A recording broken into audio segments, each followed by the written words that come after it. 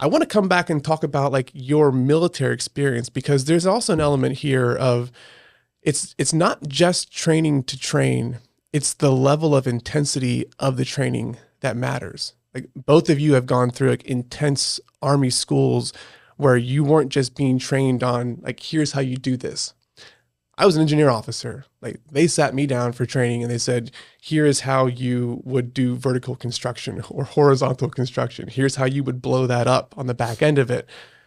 It's different when you add the element of it being incredibly hard on top of that. Most people don't do hard things. Now, hard is a relative word. Yeah. Because it may feel hard to me, but if I'm telling you how hard my engineer officer training was, and I'm coming to either one of you who went through much more rigorous training, you're like, dude, that's not hard.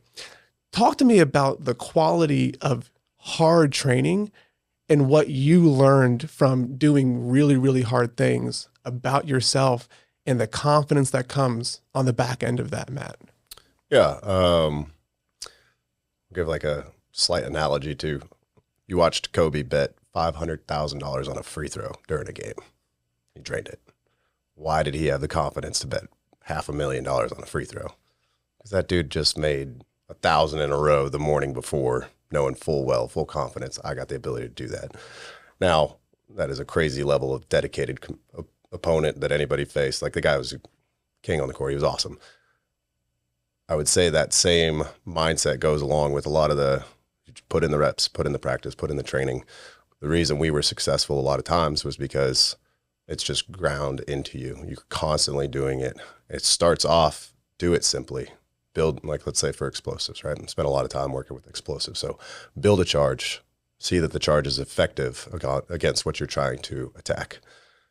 And you keep doing it. Now it's doing it in different environments. And so we would scale all the way up to doing it in like a full scale, here's your mission set, go execute. Well, just give one example of training. This was back in the Charlie course, but for the final culmination, you've been studying calculation, the placement of explosives, homemade explosives, you name it, top to bottom, for a long time. You know, it's 10, 12 weeks or whatever it is, and it's every single day, and that's what you're doing, studying it. Everybody around you is good at it. You're weeding out people throughout the course that shouldn't be there, and now you come up to a point where it's a culmination exercise. Well, it decided to be 7 degrees and snowing in beautiful state of North Carolina when we were doing this training. It's snow day, right? So we don't do it, gosh. right? And if you want to talk about things that don't work well when it's freezing cold and like your body doesn't work well, we had like a 7-mile movement to set up and attack this bridge and you name it. None of your stick that you're supposed to stick explosive, nothing works, right? So you're just like having to problem solve on the go. But you, because of your training, knowing like, okay, if this adhesive doesn't work, I also brought this to put this here. So your contingency plans, just in case things do go wrong, because you spent the last 10, 12 weeks learning and refining all of these different tactics, when it came time for that really, really hard training, it was hard, but you had a way to be successful because you spent time going through all of these different steps. So the training is tough, but it is valuable because nobody wants to practice for those conditions. But when it came time to being overseas, it didn't seem like anything was ever that hard because you went through very, very tough training. So you're mentally on trips, you know, things can kind of get to you here or there. Never would really phase dudes because not that some people didn't every time, but you know, for majority, it doesn't really phase you because you've been through tough training the entire time and you've been set up for success. Would you say you've been through tougher training than some of the actual things that you ended up doing when you were overseas?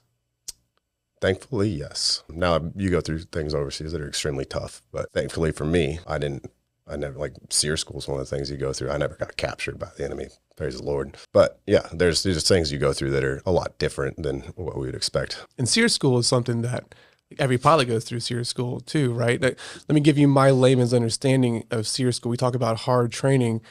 What I think I know about SEER school is you're simulating being captured by the enemy, and there's an opportunity for you to make it stop by having some piece of key information or something along those lines. Tell me about SEER school. That's hard training, and that kind of goes into this point that we're talking about. Like, what does that look like, and what did that teach you about being confident in the training that you had? Yeah, so our SEER school was actually slightly different. They actually changed it pretty quickly after I had gone through flight school, and they updated it to the same level that Matt went through. The version that I went through wasn't nearly as intense. So it's that idea of whether you're behind enemy lines, right? You get captured, and then whether you're, and then you try to escape and get away. But as Matt said, I mean, the whole goal is just don't get captured. That would be the idea. But I think what SEER school taught me more than anything, outside of living and moving very hungry, for the most part, and then also how to start a fire relatively easy. Luckily, we were in Alabama in the summer, so finding dry kindling wasn't too hard for the most part. But it gave me an appreciation for, back to this idea of preparation, right? If you find yourself in that scenario, and hopefully not, you need to be prepared for it. And so that preparation is tough because there's the mental preparation, like you're talking about it, going through hard training.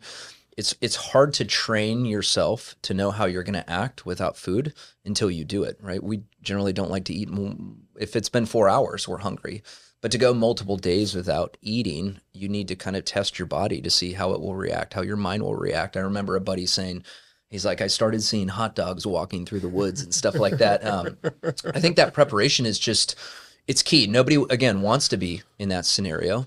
But if you find yourself there, what are you going to ultimately do? And I think that we were lucky enough to have one of the pilots that was shot down in the invasion in 2003. He was an Apache pilot. He was able to come and speak to us, and he was captured. I think he spent 30, 60 days, if I remember, in captivity. And so to hear from a gentleman that had been in that scenario was extremely valuable, because it goes back to, here's all the things that I wish I would have kind of thought about before.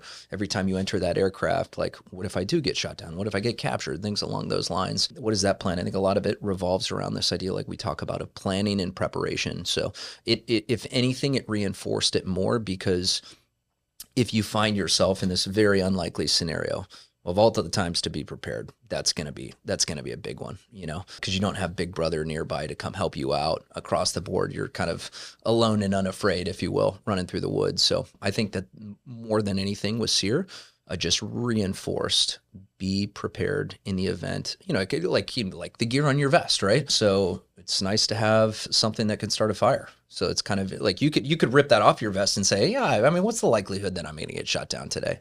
But the one time that you don't bring that piece of critical gear is probably going to be the one time that you need it, So it's like, and you coach younger folks on this as you kind of get older, is like, hey, I know you don't want to bring this because it's going to add to the weight on your vest, and I'm not a huge guy, but like that vest gets heavy, right? And so you're like, man, I'd like to lighten this load as best as I can. Do I really need all these mags, right?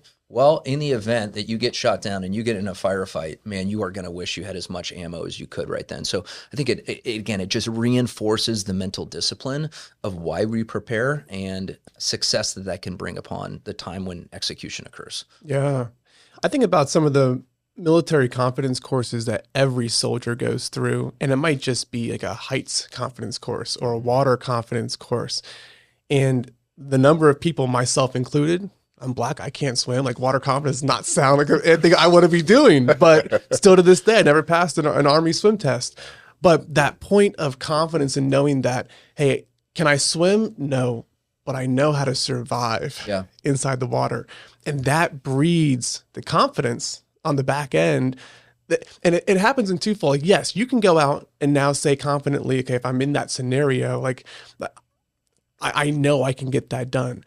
But I also think that there's this feeling of not being so afraid. And most people live lives full of fear.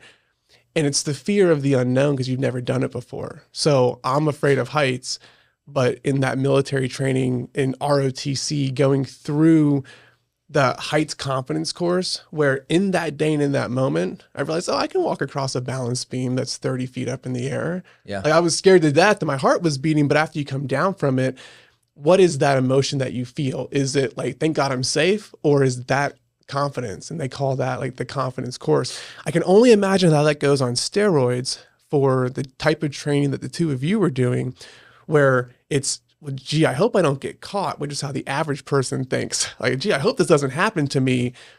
And then having someone who's gone through a preparation that says, if this did happen, I've been through, I know what I'm going to do. I know what the plan is going to be. And that breeds confidence.